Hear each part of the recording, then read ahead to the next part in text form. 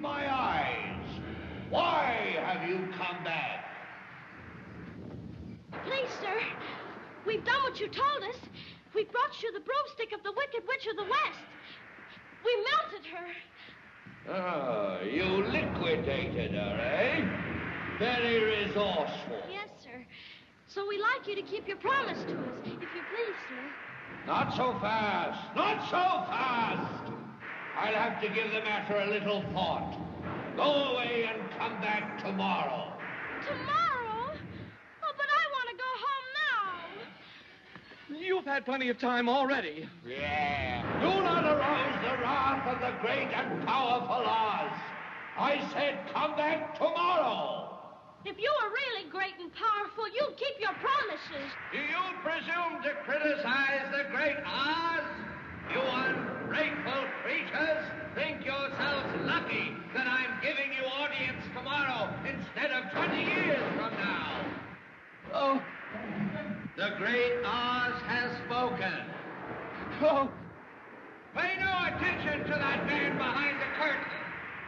The great Oz has spoken. Who are you? Oh, I am the great and powerful Wizard of Oz. You are? I don't believe you. No, I'm afraid it's true. There's no other wizard except me. You humbug! Yes, it's exactly so. I'm a humbug. Oh, you're a very bad man. Oh, no, my dear. I'm a very good man. I'm just a very bad wizard. Well, what about the heart that you promised Tin Man? And the courage that you promised Cowardly Lion? Well, and Scarecrow's brain. Why, anybody can have a brain. That's a very mediocre commodity. Every pusillanimous creature that crawls on the earth or slinks through slimy seas has a brain. Back where I come from, we have universities, seats of great learning, where men go to become great thinkers. And when they come out, they think deep thoughts, and with no more brains than you have. But they have one thing you haven't got, a diploma. Therefore, by virtue of the authority vested in me by the Universitatis Comitiatum e Pluribus Unum, I hereby confer upon you the honorary degree of Ph.D. Ph.D.? Yeah, that's Doctor of Thinkology. Sum of the square roots of any two sides of an isosceles triangle is equal to the square root of the remaining side. Oh, joy! Rapture! I've got a brain! How can I ever thank you enough? Well, you can't. As for you, my fine friend, you're a victim of disorganized thinking. You are under the unfortunate delusion that simply because you run away from danger, you have no courage. You're confusing courage with wisdom. Back where I come from, we have men who are called heroes. Once a year, they take their fortitude out of mothballs and parade it down the main street of the city. And they have no more courage than you have. But they have one thing that you haven't got. A medal. Therefore, for meritorious conduct, extraordinary valor, conspicuous bravery against wicked witches, I award you the Triple Cross. You are now a member of the Legion of Courage.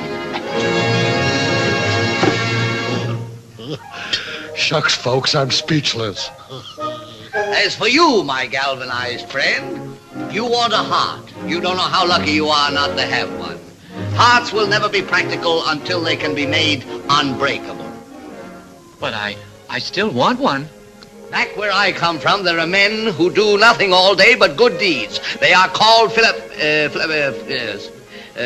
good deed doers. And their hearts are no bigger than yours. But they have one thing you haven't got, a testimonial. Therefore, in consideration of your kindness, I take pleasure at this time in presenting you with a small token of our esteem and affection. And remember, my sentimental friend, that a heart is not judged by how much you love, but by how much you are loved by others. Oh, it ticks! Listen, look, it ticks! Read what my medal says. Courage. Ain't it the truth? Ain't it the truth? Oh, they're all wonderful. Hey! What about Dorothy? Yes, how about Dorothy? Yeah, Dorothy next. Yeah, Dorothy, Oh, I don't think there's anything in that black bag for me. Well, you forced me into a cataclysmic decision. The only way to get Dorothy back to Kansas is for me to take her there myself. Oh, will you? Could you? are you a clever enough wizard to manage it? Child, you cut me to the quick. I'm an old Kansas man myself, born and bred in the heart of the western wilderness. Premier balloonist par excellence to the Miracle Wonderland Carnival Company, until one day, while performing spectacular feats of stratospheric skill never before attempted by civilized man, an unfortunate phenomena occurred. The balloon failed to return to the fair. It did? Weren't you frightened? Frightened? You are talking to a man who has laughed in the face of death, sneered at doom, and chuckled at catastrophe. I was petrified.